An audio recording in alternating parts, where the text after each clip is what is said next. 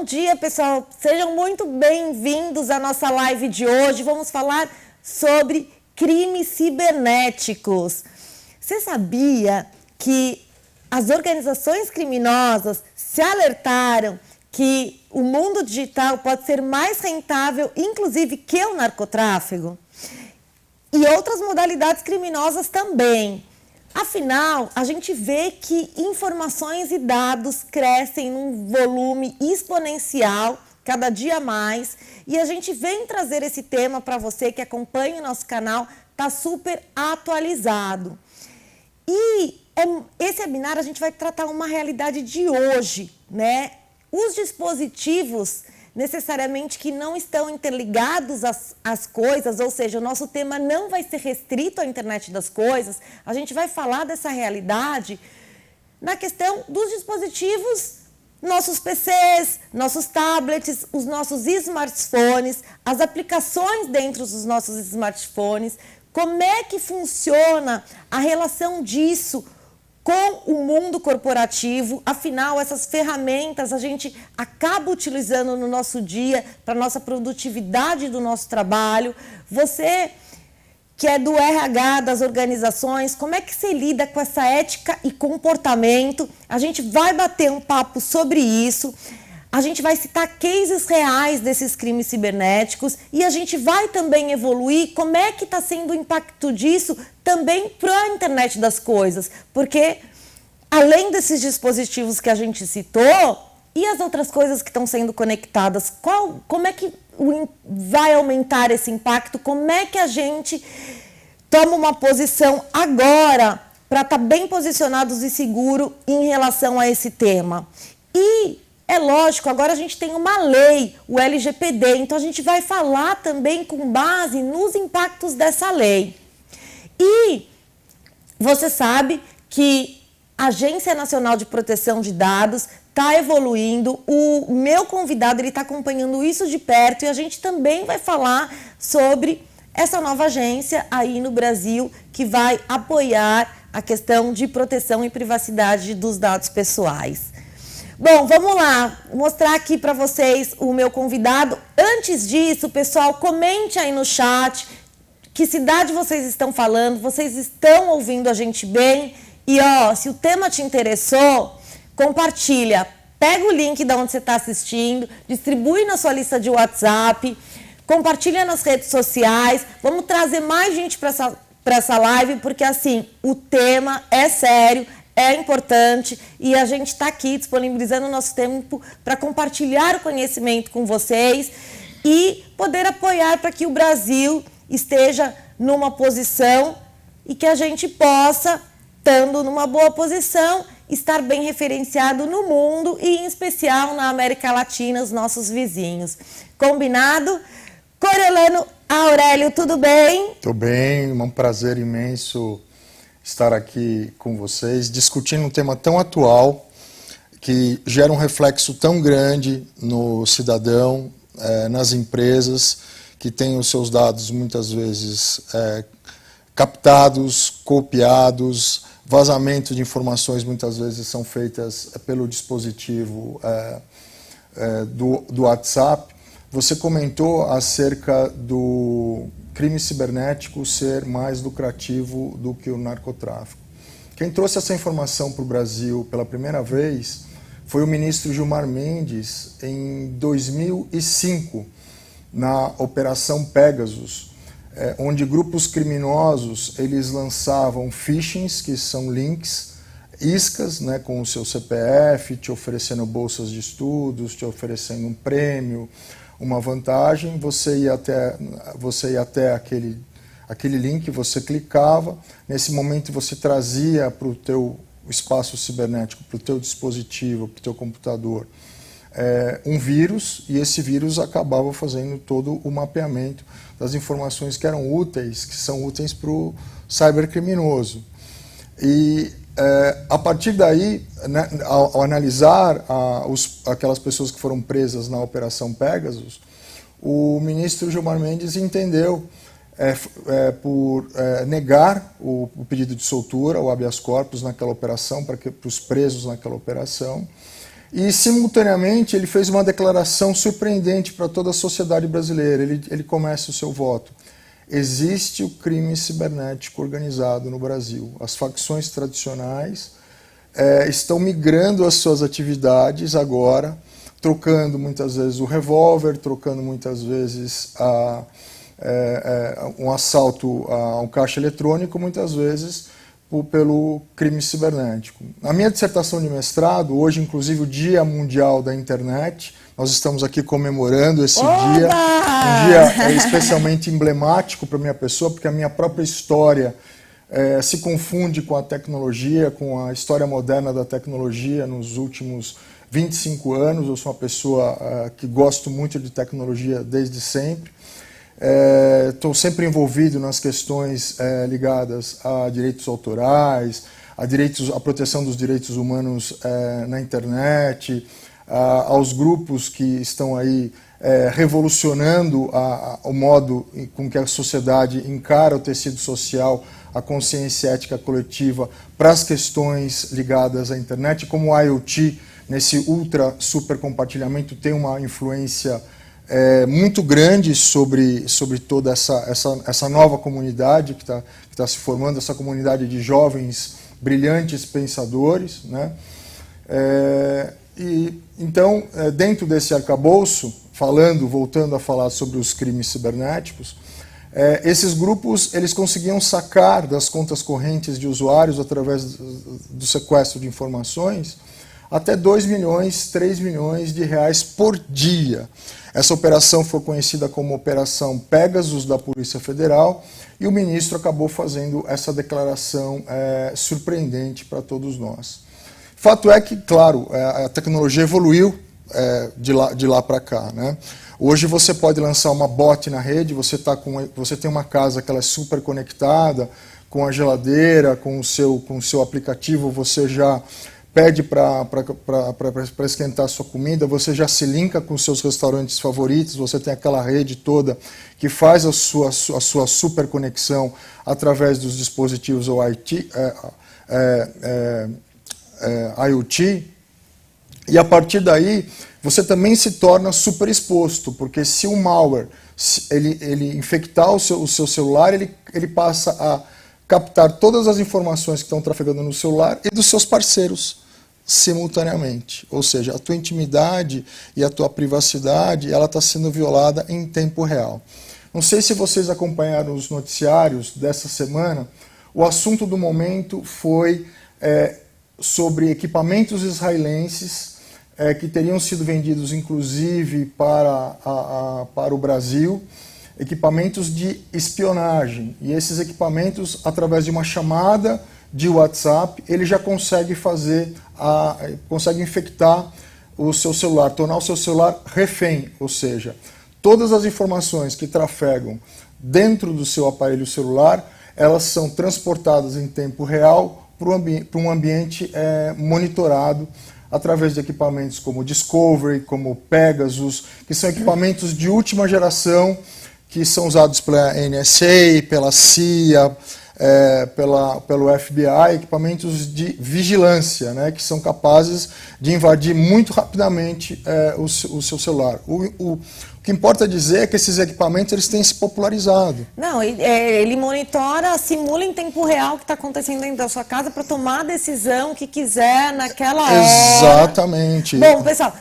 assim, o tema vai ser quente. A gente tem uma pauta para falar com vocês. Antes de começar, ele já comentou um pouco sobre a carreira dele, mas eu quero te apresentar e tem currículo aí de 2 folhas. Mas vamos passar as principais questões, tá? Hoje ele é diretor da Fiesp, ele é PhD em Direito, inclusive com certificações internacionais. Esse ano, a semana passada ele estava em Portugal, já viajou muito, sempre buscando e fazendo essas relações internacionais de como é que estão essas discussões, não só aqui nos outros países, para a gente poder absorver as melhores práticas. Ele faz parte Ele é professor em várias universidades, professor convidado, inclusive sábado ele está lá no Damásio, também falando um pouco sobre esse tema, comemorando a internet das coisas. Ele faz parte do Tribunal de Impostos e Taxas aqui de São Paulo, então a questão também do tributário, ele está bem envolvido, junto com o pessoal da polícia também. Isso, eu sou professor da Escola Nacional dos Delegados de Polícia Federal, a convite do Dr. Sobral, que foi presidente da Associação Nacional, e agora o Dr. Edivandir Paiva, continuando a fazer um excelente trabalho à frente dessa associação que tanto admiramos. E o que importa frisar é que a Polícia Federal hoje ela tem o CSI, um laboratório de análise forense em Brasília, que é considerado um dos mais modernos do mundo, né? Ele foi criado na época do ministro Márcio Tomás Bastos, que investiu maciçamente nas operações e no aparelhamento da Polícia Federal, né? Se hoje nós temos uma Polícia Federal pujante, atuante, nós devemos a atuação do ministro Márcio Tomás Bastos, né, que foi muito importante para o fortalecimento da Polícia Federal.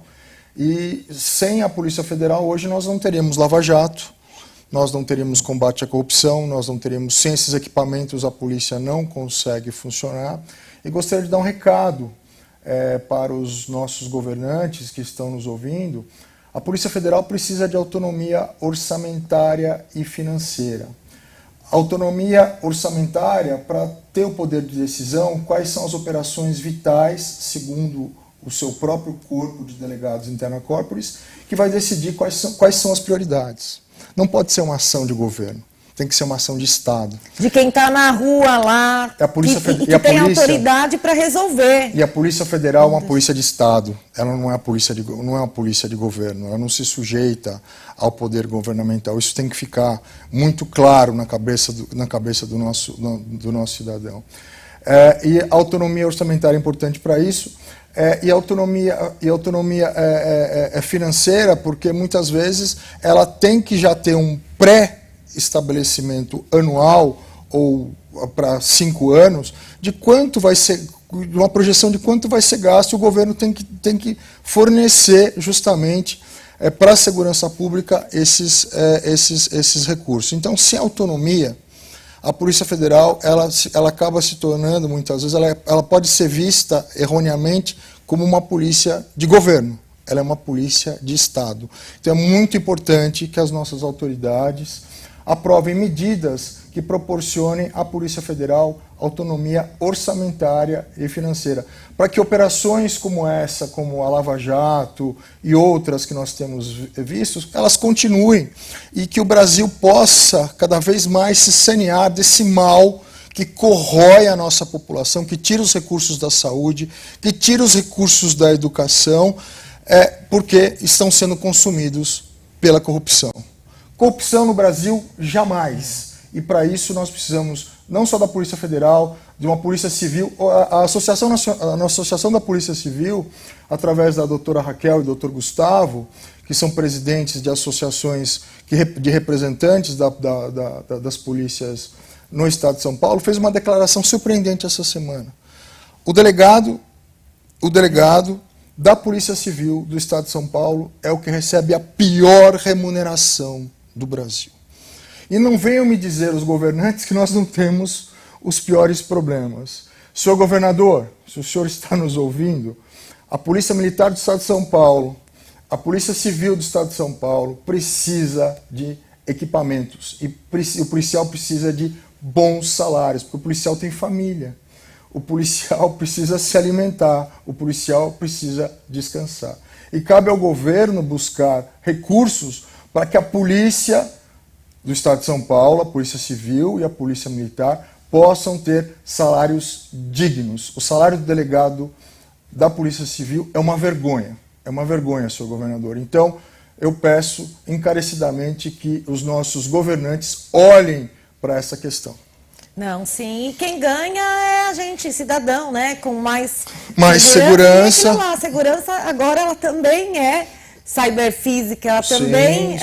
Sim. Enquanto isso não acontece, como você, corporação, pode se prevenir, cuidando das questões dos seus sistemas de segurança e não só sistema? A gente vai falar sobre ética e comportamento. Exatamente, isso é muito importante. E vocês já viram que, assim, o Dr. Coriolano ele vive isso, ele está em contato com essas pessoas.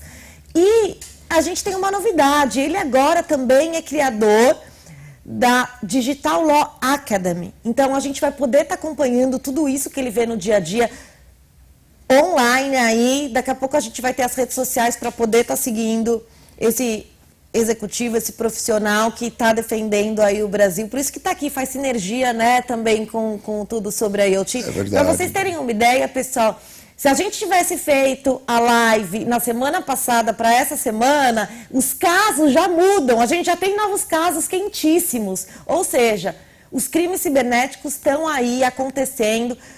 E vamos começar então a falar sobre vazamento de informações. Esse é um tema crucial que afeta as empresas de um modo geral. O trabalhador, ele entra, o novo funcionário, ele entra na empresa. E é preciso que a empresa observe aquilo que eu criei há anos atrás, que chama-se a teoria das chaves, né?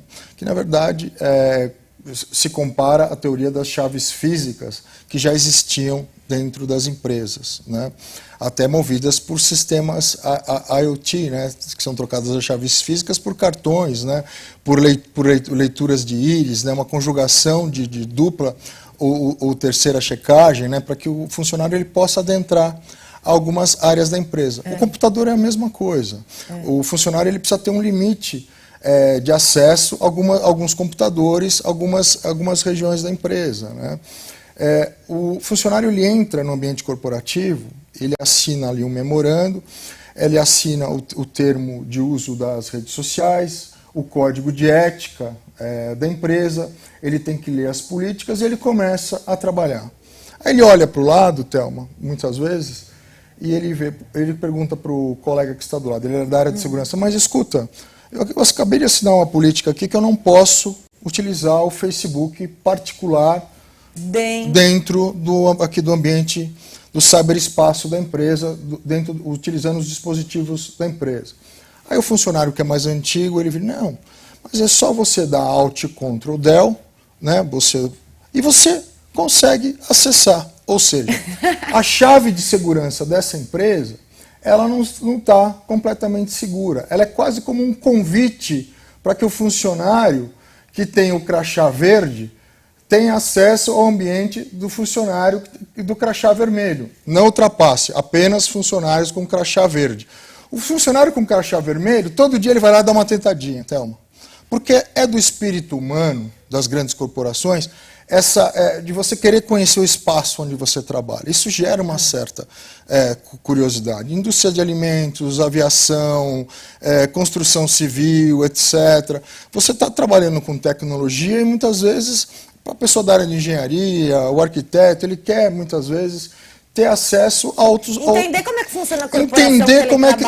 exatamente, principalmente aquele funcionário, o novo funcionário que está entrando, e muitas vezes ele se depara com uma cultura do antigo, daquilo que era em 1990, era em 2000, e são funcionários que já estão, como que eu disse, direcionados, acomodados com determinadas éticas que foram formadas no passado, mas que não respeitam o segredo industrial da empresa, não respeitam o segredo do negócio da empresa onde ele está operando. E muitas vezes não é só nem o segredo, mas é também a segurança do próprio funcionário, né? Exatamente. Então, muitas vezes o que acontece? Ele vai lá, ele começa a usar a rede social.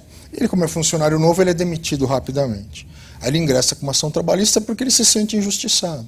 Não, e tem os casos também, Coriolano, que ele habilita o e-mail, os acessos corporativos dentro do equipamento que é dele. Exatamente, exatamente. E aí fica, nessas ações, a empresa fica mais ainda fragilizada. Fica refém. Porque o aparelho era dele. É dele, exatamente. Vamos comentar um caso de fraudes que nós conseguimos resolver em função do aparelho celular, do tipo do aparelho celular que o funcionário utilizava.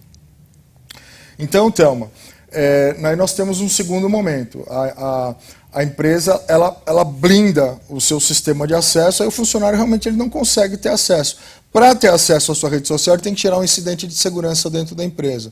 Se ele gerou um incidente de segurança, ele pode ser mandado embora por justa causa. Porque a empresa, o correto é que ele ingresse, que ele tenha um treinamento, que esse treinamento seja documentado, que essa documentação sobre o treinamento incorpore o seu contrato de trabalho, que o seu treinamento seja constante, porque ele vai chegar frente ao juiz do trabalho, à Justiça Federal do Trabalho, o juiz vai olhar para o funcionário e vai perguntar, escuta, mas outros acessavam? Outros acessavam. Ele vai ouvir testemunhas?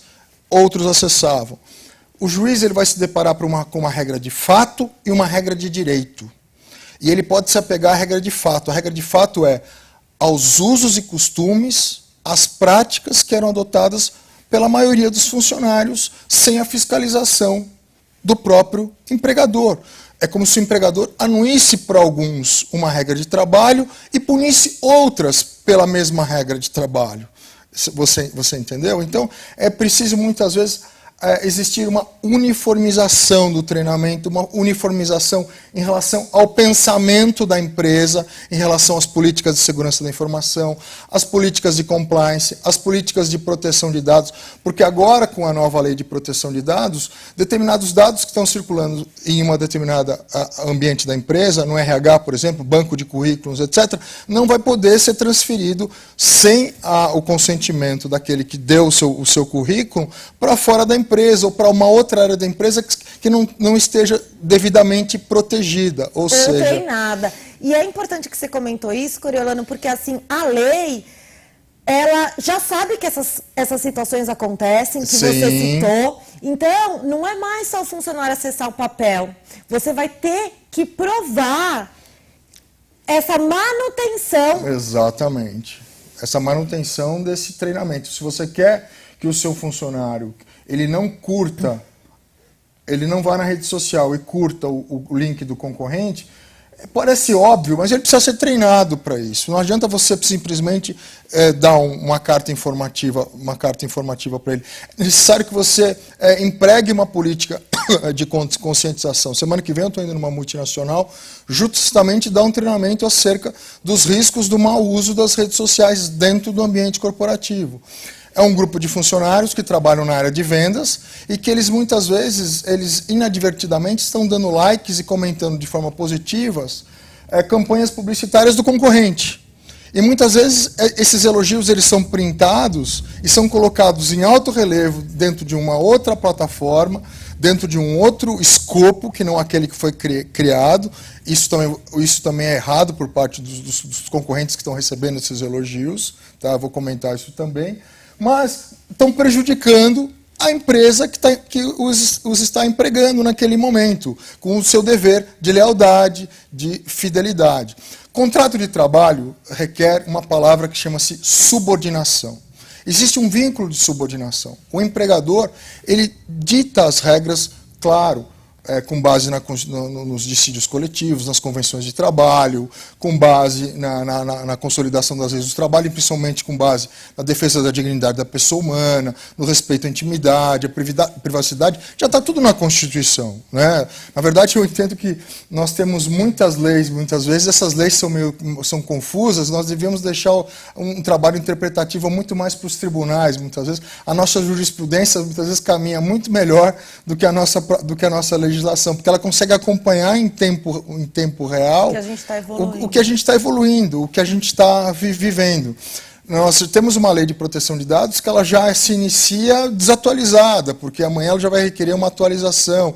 Essa agência, essa Autoridade Nacional de Proteção de Dados, ela vai ter que exercer um papel hercúleo em relação ao direcionamento dos trabalhos, quanto à fiscalização da lei, porque cada setor de bebidas, setor de tecnologia, setor de cimentos, setor de cigarros, cada um deles tem uma necessidade diferente em relação ao armazenamento e proteção de dados. E já tem empresas aí vendendo cursos, palestras, etc., sobre a lei de proteção de dados que não está nem totalmente, não tá formatada, não está totalmente regulamentada, né? E que precisa ir com muitos freios. É bom para você conhecer, para você se certificar, para você já ir se familiarizando, para você se preparar, mas eu posso dizer para vocês que 100% das pessoas que estão fazendo algum tipo de curso, etc., agora vão ter que refazer. Porque muita coisa vai mudar agora em 6 meses em relação à proteção de dados no Brasil. E muita gente está falando em relação à questão jurídica. Você tem que ter esse assessment jurídico, mas tem também a questão de processos, né? E a gente aqui do Tudo Sobre IoT, a gente está fazendo uma campanha que foi uma série que rolou, terminou hoje, só para nossa base. A gente não está colocando isso de rede pública, mas assim, a gente também fazer o assessment em relação a processos, porque assim, 90% dos bancos de dados não estão preparados para as modalidades que hoje já consta dentro da Lei de Proteção Geral de Dados. Olha, esse é um dado extremamente relevante. E o que muitas vezes vocês que vocês fazem gratuitamente, passam para a população até de forma gratuita, que é um trabalho de utilidade pública relevantíssimo que vocês estão fazendo.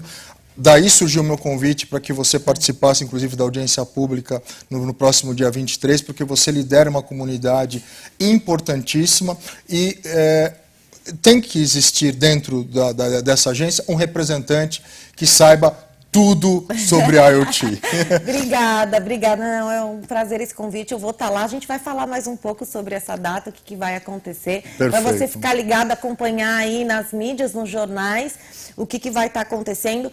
E, pessoal, o que é importante? Às vezes, assim, poxa, você está olhando aí e fala, pô, o que vocês estão falando aqui? A gente fala de tecnologia, agora vocês estão falando, pô, não vou poder mais usar as minhas redes sociais, não vou poder mais comentar sobre a minha empresa dentro das redes sociais, que é uma oportunidade as redes sociais, porque realmente o alcance, você tem resultados quando você usa a rede social. Não é isso, a gente não quer bloquear nada, a gente só quer que você tenha ciência para trabalhar da melhor forma junto, você como colaborador ou a sua organização. Porque o que acontece, até eu, né, tenho um estilo de trabalho meio que blogueira, então muitas vezes eu falo assim, não me conta segredo, porque eu adoro espalhar, o meu negócio é esse, mostrar realmente o que está acontecendo no Brasil, né?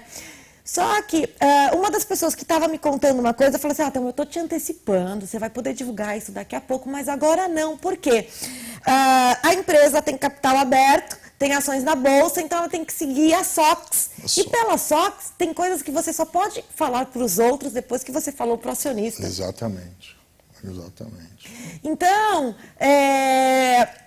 tem que ter essas cautelas, o seu colaborador tem que entender essas regras. E tem coisas que você também não pode falar, dependendo da interpretação. Se você está no aeroporto, você está o que é muito normal, né? Você está ali no banco de trás e no banco da frente estão seus 2 principais concorrentes planejando uma ação de marketing, de negócios que afeta diretamente a sua organização, que vai estar de fora desse plano estratégico.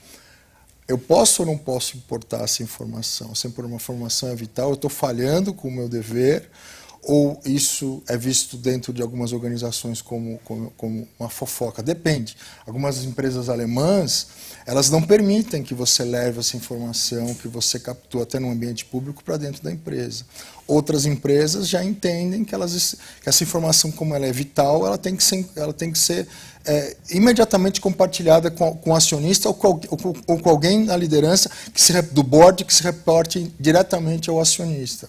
Veja como é curiosa essa questão, né? Tudo é interpretação, né? A linguagem é muito importante nesse mundo digital que nós vivemos, né? E a linguagem, muitas vezes, ela pode fazer com que nós tomemos decisões precipitadas, que nós passemos a não entender a linguagem IoT, a linguagem de máquina, a linguagem da tecnologia, a linguagem dos memes, a linguagem que o jovem está tentando passar para a nossa geração, que a nossa geração está tentando se comunicar com eles. Então hoje a gente tem uma falha de comunicação tremenda. Nós já tínhamos com as cartas, nós já tínhamos com o e-mail, agora está muito pior, porque o volume de informação que a gente recebe é muito maior. E a gente muitas vezes não consegue nem ler. Vamos então falar sobre fake news. Como é que está esses fake casos? News.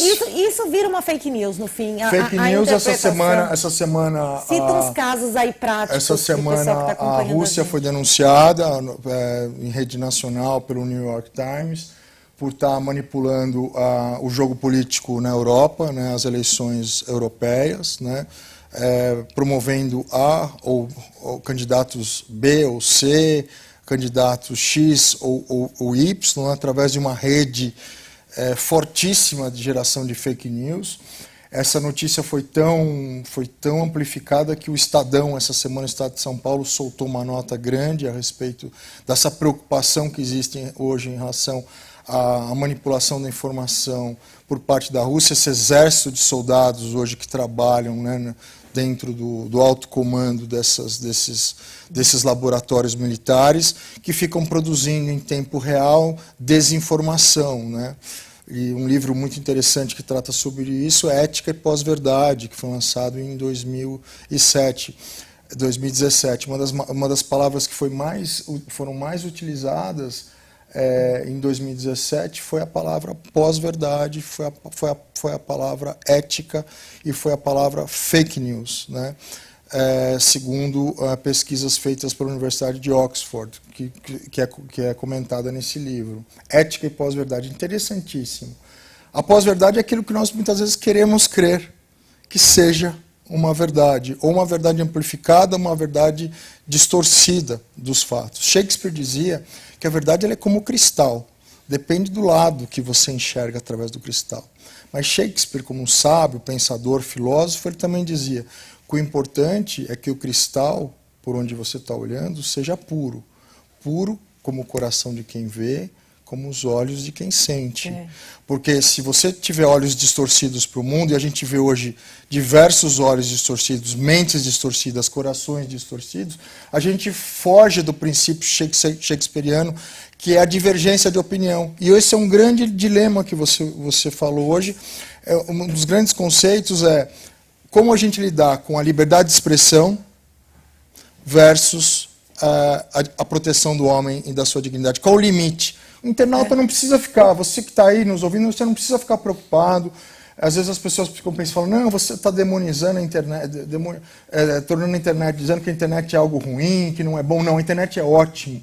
É ótima para você aprender, para você se comunicar, para você se relacionar, para você achar seu par perfeito, para você entrar no Tinder, no Happening. O problema está justamente na mentira, nas pessoas que estão ali manipulando a informação. Essa semana também uma outra notícia quentíssima é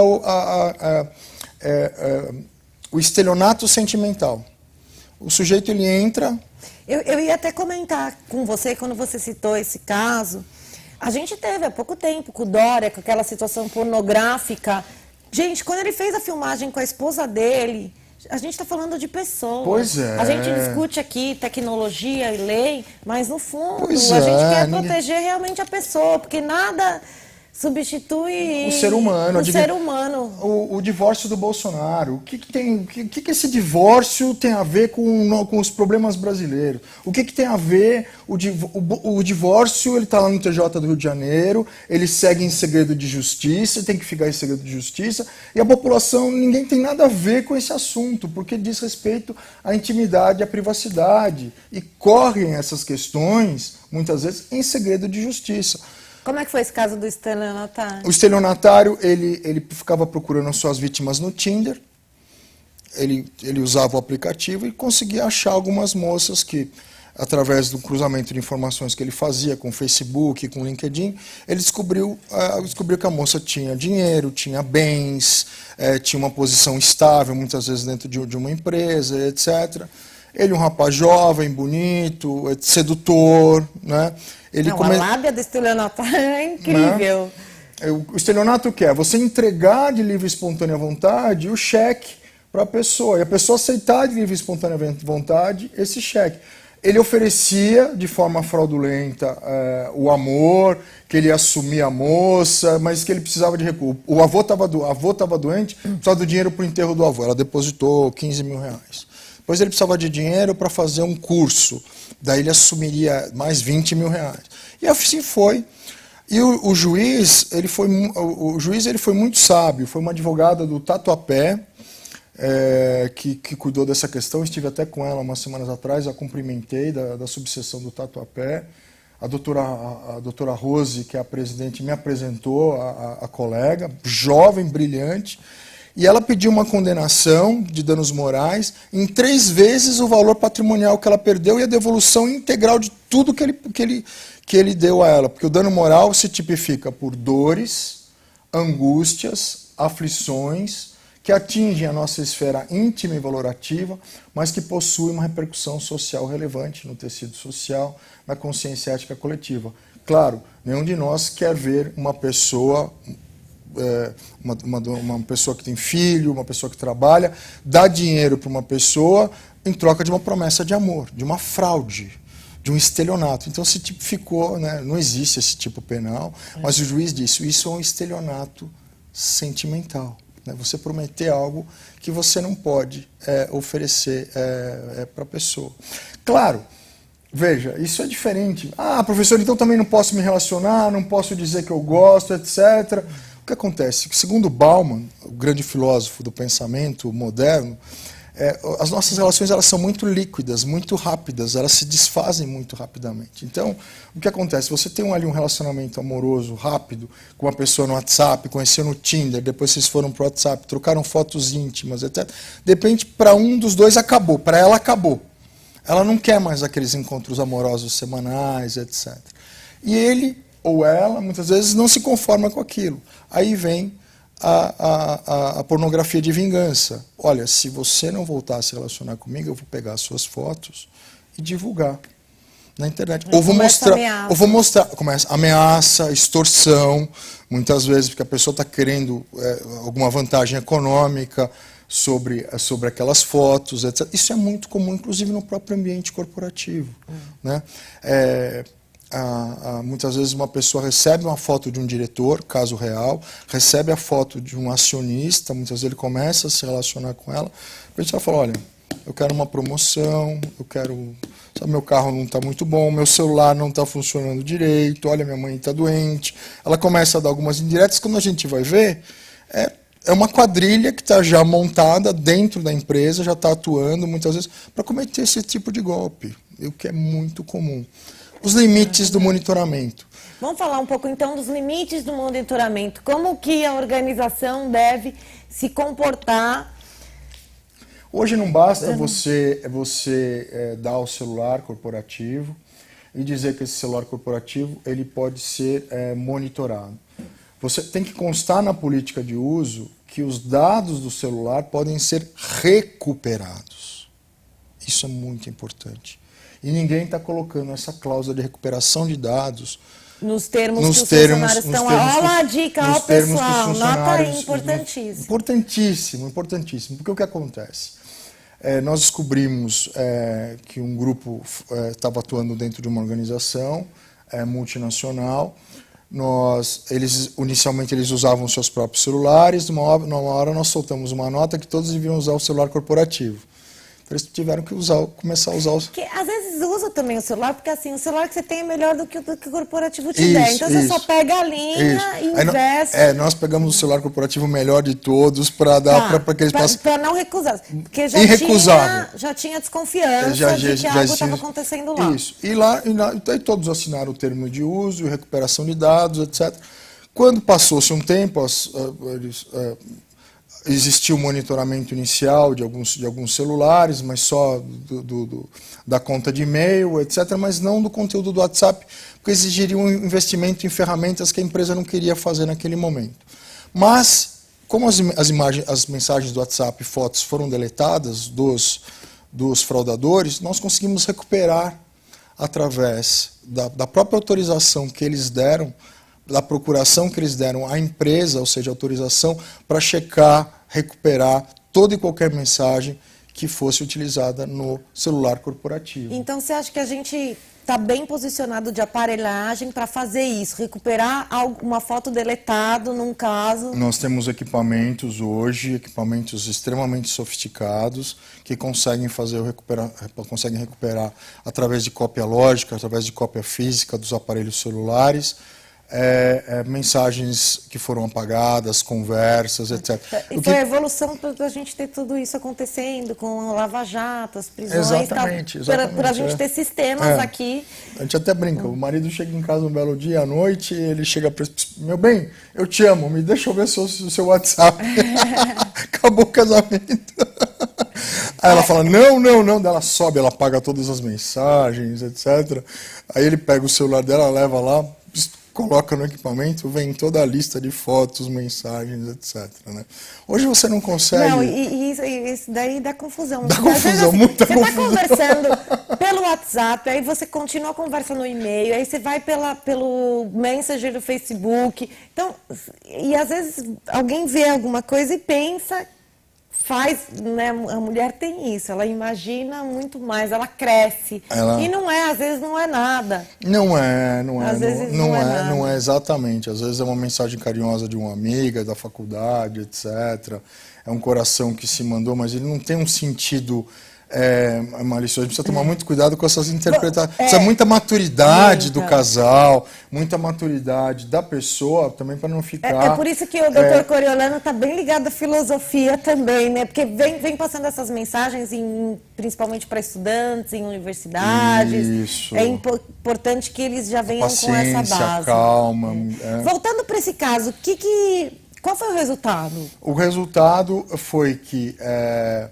a empresa ela conseguiu resgatar informações importantes que comprovar que estavam sendo vazadas, fraude, estavam existindo fraude, comprovar que existia um grupo que se comunicava entre eles dentro da empresa, né? Eles ainda se utilizavam muito mais os celulares privados do que os celulares corporativos. Para esses nós conseguimos ordem judicial de busca e apreensão dos equipamentos celulares. E conseguimos a ordem judicial também para ter acesso ao conteúdo interno desses celulares que eram utilizados para cometimento de fraudes dentro da empresa. E, mais do que isso, todas as principais pistas que nós coletamos dentro desse processo de investigação foi através dos aparelhos celulares corporativos que foram fornecidos. Temos um caso até muito engraçado, trágico, né? Engraçado que eu digo, curioso, né? Que o executivo, o dono de uma holding familiar, ele conheceu uma moça, ele era casado, ela se encantou por ela, começou a se afastar da esposa, dos filhos, colocou ela num cargo de alto comando dentro da empresa, junto com todo o board, etc. Aí ele veio nos consultar, entendendo que algumas transações financeiras por parte dela estavam erradas, etc. Falou, olha, dá um celular corporativo para ela, faz ela assinar a política como todos, e daqui a alguns meses você dá uma checada nesses celulares, nas contas, etc., né, porque ela está sujeita a todas as políticas. E quando a equipe foi ver, a equipe de investigação interna da empresa realmente constatou que ela desviava dinheiro, que ela, na verdade, que ela tinha relacionamento com outros homens, que ela não o amava como ele achava que... Então, no resultado de tudo isso, ele perdeu a família, quase perdeu a sua própria empresa, perdeu a credibilidade dos acionistas, dos demais sócios, por conta de uma pessoa que foi infiltrada dentro da empresa e utilizou a via sentimental para cometer a fraude, o que não deixa de ser um estelionato sentimental também. Começa-se o crime pelo estelionato sentimental, né? As pessoas são muito frágeis, né? Mais frágeis do que elas próprias imaginam muitas vezes, né? Inclusive nós, viu? Todo mundo, ninguém todos escapa, nós, é ser humano. Ser humano, não existe ninguém à prova de balas, né? E não existe coração que não possa ser fisgado pelo cupido, né? Ainda que seja o cupido errado, né? Mas acontece. E quando a gente fala de internet das coisas, como é que funciona? Porque assim, aí as informações, elas não vão estar limitadas só aos smartphones para tirar foto e sair. Ela pode estar remotamente, ou seja, essa pessoa, ela teve que paquerar a pessoa, ser contratada, assumir um cargo dentro da empresa. Aí quando a gente fala de internet das coisas, ela não precisa estar mais localmente num lugar para coletar informações ou para participar desse processo. Exatamente, ela comanda tudo à distância. Você acredita que a internet das coisas ajuda ou não quando a gente fala privacidade de dados pessoais e aplicado também à lei? Eu acho que os blocos de IoT que trafegam dados, que trafegam informações, os equipamentos que estão super conectados, as informações que trafegam, por exemplo, dentro de uma casa devem ficar todos abastecidos dentro de uma base específica de dados. Se uma empresa de telecomunicações ela coleta determinados dados e uma empresa que trata de meios de pagamento ela coleta outros determinados dados, esses dados não podem ser compartilhados sem autorização expressa do consumidor, autorização expressa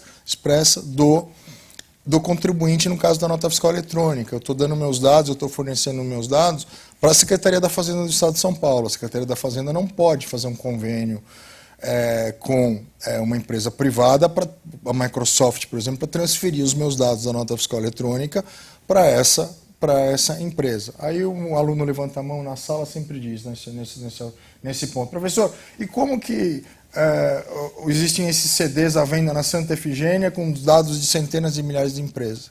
Esses dados vazaram, de alguma maneira. E nunca se procurou saber a origem desses dados vazados. E autenticou que eram dados verdadeiros ou... Já foi feita uma auditoria em alguns desses CDs e já foram achados, até porque esses CDs hoje estão todos virtualizados. Estão na Deep Web, muitas vezes, que é aquela internet profunda, né? Onde você tem uma série de informações maravilhosas, como bibliotecas, etc. Mas você também, a Deep Web, ela é utilizada para o cometimento de crimes, né? Então, e é muito importante que se diga que o hacker é um cientista, é um profissional da área de tecnologia, de processamento de dados, é um profissional que tem conhecimento profundo sobre ataque, defesa, sobre pentest, e é um profissional que ele está trabalhando dentro de uma empresa e trabalha licitamente. O cybercriminoso, esse sim, ele não é um hacker. Ele é uma pessoa que usa os seus conhecimentos hackers, seus conhecimentos Jedi, para o mal. Né? Ele usa os seus conhecimentos adquiridos, a força que ele adquiriu com os anos de conhecimento e prática na área de tecnologia para cometimento de crimes. É isso que precisa ficar claro muitas vezes, né? E assim, aproveitar a internet das coisas, como que ela pode ajudar? Se você não identificar a informação que você está coletando, não identificar ela com um CPF, com uma pessoa, mas trabalhar de forma quantitativa, realmente para poder trabalhar informações e ter como estratégia da sua organização, legal. Então, esse cuidado, né? Por exemplo, quando a gente está fazendo a medição de um mapa de calor dentro ou fora de um estabelecimento na porta, você pode saber qual que é o fluxo que está tendo de pessoas, que você não pode ir lá e identificar que não, é a Thelma que está indo lá tantas vezes por dia ou por semana. Mas se você quiser pegar as informações quantitativas e comercializar para entender que não vale a pena um varejista abrir uma loja naquele local porque existe um fluxo de pessoas, aí sim. Brilhante, Thelma, você descreveu a anonimização de dados. Né? Você tem hoje na internet centenas e centenas de dados, você tem centenas de informações circulando, que é isso que você disse. Imagens de pessoas comprando, imagens quantitativas de pontos de venda, etc., que está tudo sendo mapeado num circuito baseado em internet das coisas, né? Um circuito compartilhado. Como que eu pego essas informações, transformo essas informações em estatísticas? Estatísticas em ações de mercado. Ações de mercado em conhecimento prático para a minha empresa. Conhecimento prático em uma plataforma que eu chamo de sabedoria comercial plena, ou seja, saber utilizar esses dados sem divulgar a identidade do consumidor, do usuário que forneceu esses dados muitas vezes. Esse é um processo de anonimização de dados. Agora, o grande desafio é que já existem plataformas de inteligência artificial que estão sendo criadas para desanonimizar esses dados, para fazer uma leitura e enxergar que pessoas A, B ou C, Coriolano, Thelma, Giovanni, etc., que forneceram esses dados. Esse é o grande problema. Como que as plataformas terão programas para que esses dados não sejam desanonimizados? Aí a gente entraria... Esse é o futuro da discussão. E a autoridade nacional de proteção de dados, ninguém falou sobre isso até agora. Eu creio que eu sou a primeira pessoa que estou falando acerca dessa questão a nível Brasil. Como que as empresas vão fazer e como a Autoridade Nacional de Proteção de Dados vai ter um profissional que entenda de anonimização de dados e entenda também do processo de inteligência artificial que irá proporcionar a desanonimização desses dados através do uso da inteligência artificial. Aí a gente tem que entrar em tecnologia. Citando isso, a gente, inclusive esse ano, tem 2 meses, a gente conversou com o pessoal da comunidade Tudo sobre a IoT. São reuniões exclusivas que a gente tem só com os nossos membros. Excelente. Então não é público como está sendo essa entrevista agora, porque a gente começa a descer ao nível em negócios, em tecnologias. Ótimo. Existe um tal de edge computing, ou seja, computação de borda. Ou seja, os dados serem processados localmente, não subirem para a nuvem para minimizar riscos e deletados e apagados. Então você trata o dado localmente. Isso é uma das opções apenas. Tem que combinar com certeza várias tecnologias conjuntos, mas é algo que está entre as top 10 tecnologias sendo discutidas hoje pelos profissionais de TI em todas as organizações. É semelhante à tecnologia que eu uso para processar todas as minhas 30 senhas, para meus 30 aplicativos, computadores, etc. É um bloquinho de notas escrito que está guardado em casa. Ou seja, quem vai ter acesso a isso? Ninguém. Né? Eu tratei os dados localmente, estão ali em papel, né? Numa plataforma física. Né? É prático, eu achei extremamente prático, né? Extremamente útil para o meu uso do dia a dia. Eu esqueci uma senha, esqueci um detalhe, está no caderninho. Né? É verdade, é verdade. Vamos então falar um pouco, já está dando quase 1 hora que a gente está aqui ao vivo.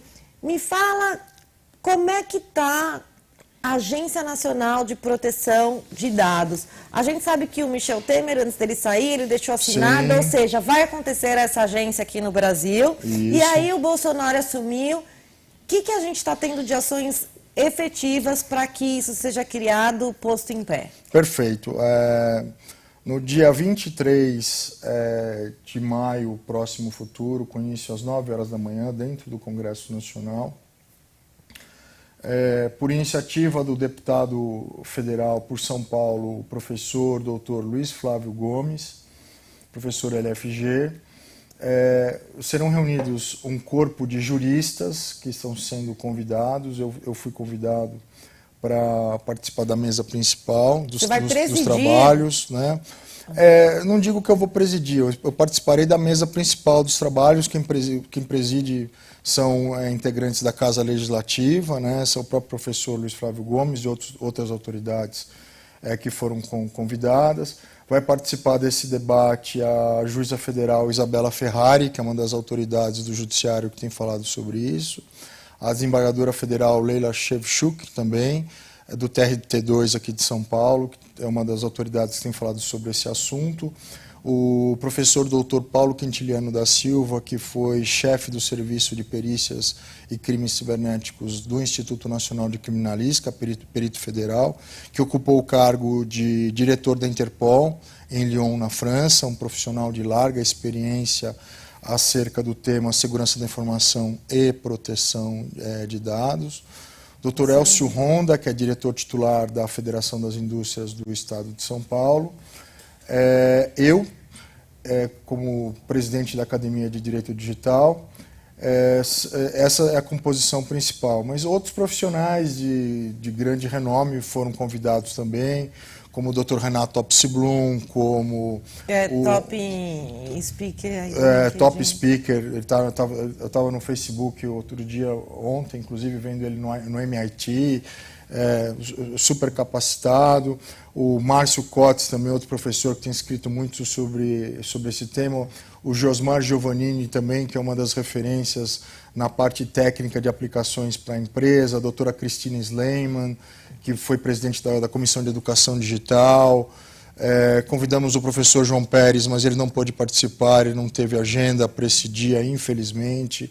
É professor da FGV, nosso querido amigo expert comum. Do tudo sobre a IoT. Inclusive, top. Ele fala muito sobre a Deep Web. Fala muito, professor. Tem um estudo sobre Deep Web que você vê e fala, uau, 40% das informações não estão sendo trabalhadas, estão obscuras aí. Exatamente. O professor João Pérez é uma referência para nós, um querido amigo. E o objetivo desse dia, qual seria? O objetivo é contribuir com ações legislativas, contribuir para que dentro desse escopo legislativo seja possível a criação de uma agência que realmente contribua para a evolução do mercado de dados, uma agência que tenha muito mais os olhos para a educação do que para a punição, uma agência que tenha muito mais, como disse o professor Luiz Flávio Gomes, uns olhos para a parte tributária dos dados, como que vai ser tributada essa questão de dados no Brasil, que é importante nós sabermos, porque, segundo o professor Luiz Flávio Gomes, existem empresas faturando milhões e bilhões com os nossos dados, isso precisa ser precificado, quantificado de alguma maneira, sem travar o mercado. Né? Esse é o objetivo. Sem travar o mercado, você proporcionar evolução econômica, você proporcionar educação, você proporcionar que o Brasil ele cresça dentro de uma plataforma digital de negócios, de dados, né? O dado sendo visto como petróleo da nova economia, da economia digital. Né? Eu estou escrevendo, inclusive, um artigo, devo estar liberando para vocês na semana que vem, para falar sobre essa tendência. Como que as companhias elas começam a colocar isso como um ativo dentro do seu balanço patrimonial. Exatamente. A informação é o petróleo. Então a gente vê assim, o valor de mercado da empresa tal, a marca tal. Só que a gente, isso tem que estar como ativo. É um commodity, tem que estar dentro do balanço das SAs, inclusive por força de lei. Mas hoje é complicado, quase ninguém, não é só no Brasil, é no mundo, consegue. Mas se você pegar um profissional como o professor João Pérez, ele dá um laudo, um parecer, precificando esses ativos. Ele tem condições. Né? Eu tenho condições, muitas vezes, de dar um parecer técnico, precificando, dando parâmetros mundiais e parâmetros a nível Brasil para que a empresa ela possa lançar isso de forma coerente. Né? Um PhD como professor, como eu e outros, tem condições de obviamente, fazer esse estudo. Temos realmente que fazer isso acontecer. Exatamente. Eu acho que é uma oportunidade realmente para... É a realidade que o nosso mundo é realmente digital, essa transformação. Exatamente. Não tem como fugir. Nosso mundo é digital, as relações trabalhistas são digitais, as relações tributárias são digitais, as relações criminais são digitais, porque as provas são todas colhidas de computadores, celulares, as ações da Polícia Federal são digitais, porque a maioria das provas hoje vem de aplicativos, vem de invasões em dispositivos, claro, tudo com ordem judicial, digo invasões, né? A invasão autorizada, com ordem judicial, né? Porque se trata de uma ação policial. Eu achei muito interessante assim, o que você comentou, a questão de, mais na linha da educação e da punição, porque o que a gente vê, mesmo quando se discute a Constituição, a nova Constituição, eu acho muito interessante que alguns profissionais, inclusive do mundo acadêmico, procuram juntar, né, no mundo acadêmico com as outras organizações. É complicado a gente escrever uma coisa de um mundo que está sempre mudando. Sim. O mundo que está em transformação, né? Um mundo que está em constante mudança. Um jurista, semana passada, não vou citar o nome, criticou de forma veemente os profissionais da área jurídica que estão montando lautechs, fintechs, que estão... ele faz a seguinte pergunta, e a legislação, e a lei fica onde, etc., esse profissional ele não tem olhos voltados para o mercado, ele simplesmente ele tem olhos voltados para a lei e não tem e fica filosofando em torno de questões, citando filósofos excelentes que eu admiro muito, etc.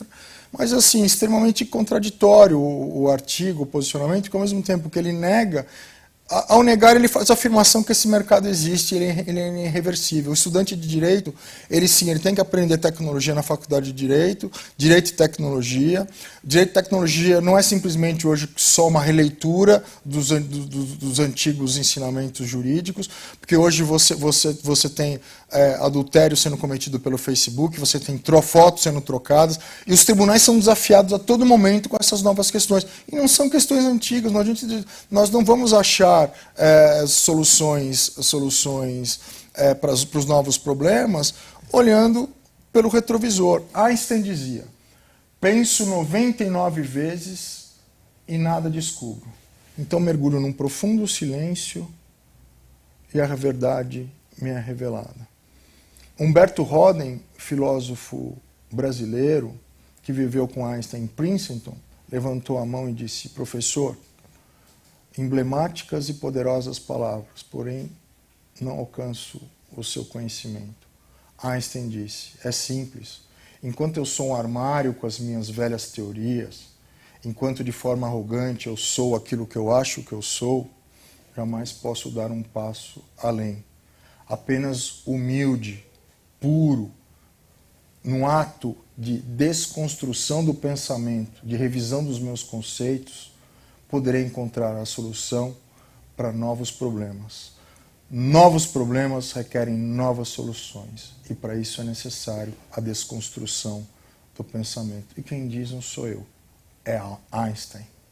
Senhores... Não, e com tanto tempo, o negócio é esse, né? Quando a gente fala assim de tecnologia, a gente quer dar oportunidade para que nós, seres humanos, tenhamos mais tempo para usar a nossa criatividade, para fazer reflexões e descobrir soluções para os novos problemas.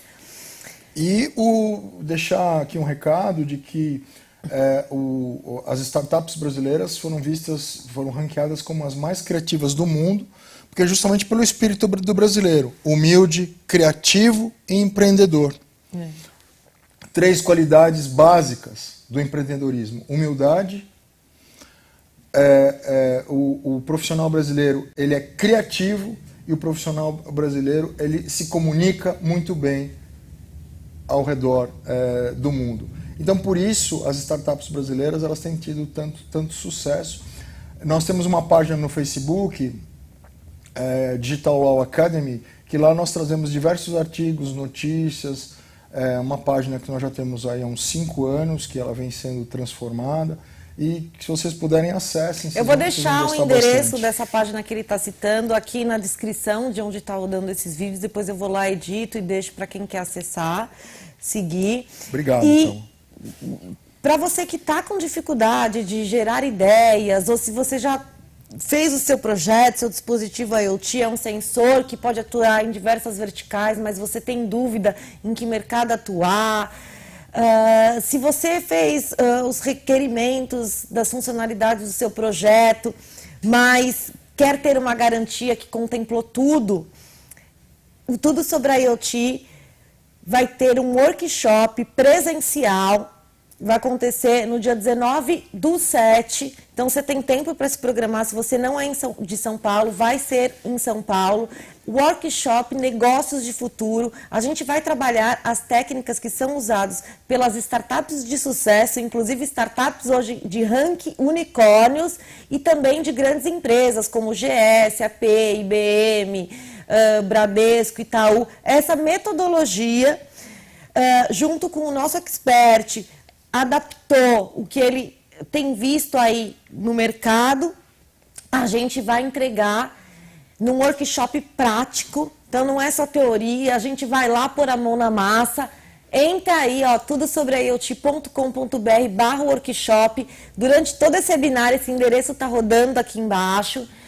Já está disponível para inscrição e, pessoal, são só 30 vagas. Então, para você que está assistindo, você quer capacitar o seu funcionário para essas metodologias mais modernas, fica aí a dica de participar do nosso workshop. Tive a oportunidade de falar, quis interromper. Eu vejo a agência com os bons olhos. Eu acho que realmente quando a gente vê essas outras agências, elas focam muito em questão de regulação, né? E agora a gente tem que focar na questão de educação, ética e comportamento. Eu acho que se a agência puder focar nesses 3 pilares que você disse, educação, ética e cybercomportamento, em comportamento e termos profissionais, filósofos que sejam especializados em cybercomportamento, em ética, você citou também educação, nós certamente nós vamos atingir resultados formidáveis com essa agência, que se chama autoridade, né? Autoridade Nacional de Proteção de Dados. A minha dissertação, a minha tese de doutorado foi a criação da Agência Nacional de Autorregulação da Internet, ANARNET. Ela foi concebida com base nas pesquisas do Álvares Otero, do professor Antônio Guimarães de Álvares Otero, que idealizou a estrutura geral da ANARNET, e através dessa estrutura eu comecei a escrever a minha tese de doutorado. Não seria um setor autorregulado, a internet, o IoT? Nós precisamos que o governo dite todas as boas práticas. Nós não podemos ter uma agência privada que vá justamente reescrever a história da internet com a visão do cidadão, da empresa, da academia, devolvendo um pouco do seu conhecimento prático para a sociedade, fazendo com que emendas técnicas legislativas, emendas técnicas sejam obedecidas no que tange a educação, no que tange a ética, no que tange a boas práticas, no que tange a comportamento, principalmente. O comportamento é fundamental, o cybercomportamento, porque hoje o que nós percebemos é que aquele que está na ponta da tecnologia, muitas vezes, ele falha em função do seu mau comportamento, do seu comportamento que muitas vezes ele é impensado. Né? Você age por impulso. E aí a informação já foi vazada, já foi perdida. Né? É uma reflexão realmente assim, olhando essa sua ideia, será que isso pode acontecer? Você fala assim, primeira coisa que me veio da cabeça, você fala assim, jamais. Mas aí você olha para o histórico, quanta coisa a gente já mudou. Nossa, se alguém me contasse que hoje, em 2019, a gente já está assim, como a gente está em relação à evolução, ao que a gente consegue fazer ao mesmo tempo, aos recursos que a gente tem, eu ia falar, não é possível. Sim. Veja o quanto vocês cresceram, né? Tudo sobre a IoT, a comunidade de vocês, como é espantoso, né? Essa comunidade que você lidera, que você fomenta, né? Essas discussões, né?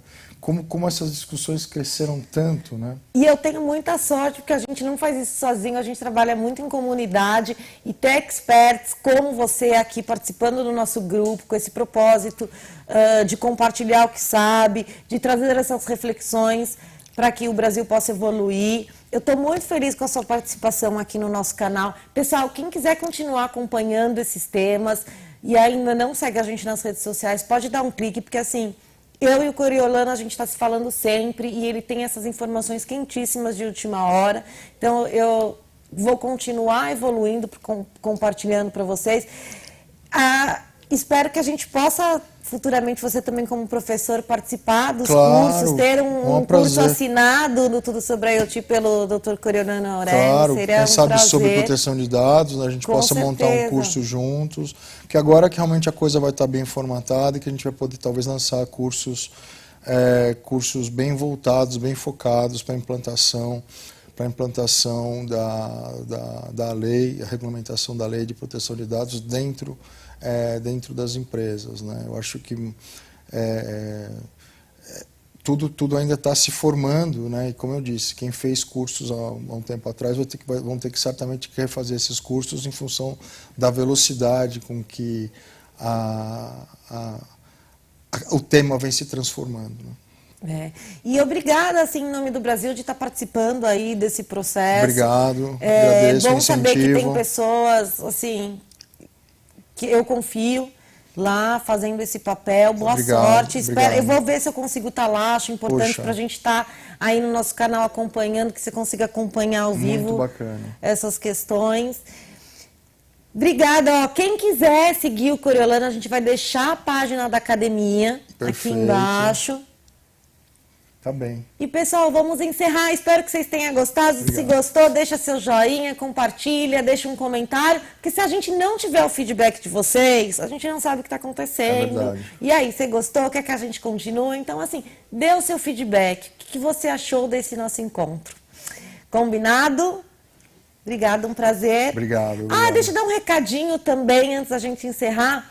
Pessoal, a Associação Brasileira de Internet das Coisas, a ABINC, ela está promovendo o Summit Conexão IoT, que vai acontecer no dia 25 e 26 de junho. São 2 dias inteiros aqui em São Paulo, com discussões sobre negócios, cases reais de internet das coisas, de empresa, o que está fazendo, como está fazendo, os resultados que estão coletando, qual foi o desafio de implantar quando trata de novas tecnologias dentro da companhia.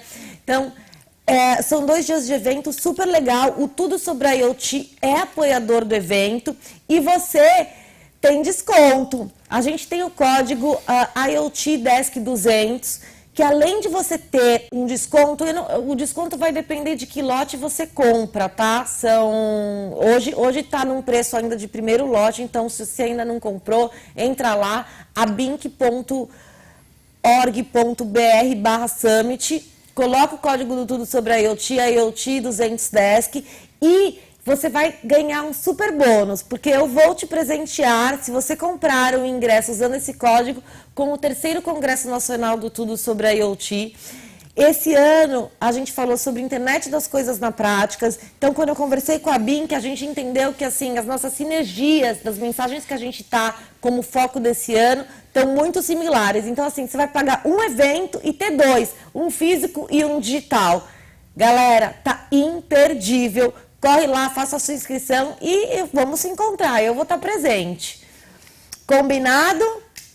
Obrigada. Vamos encerrar aqui. Um abraço. Obrigada. Um abraço a todos. Obrigado.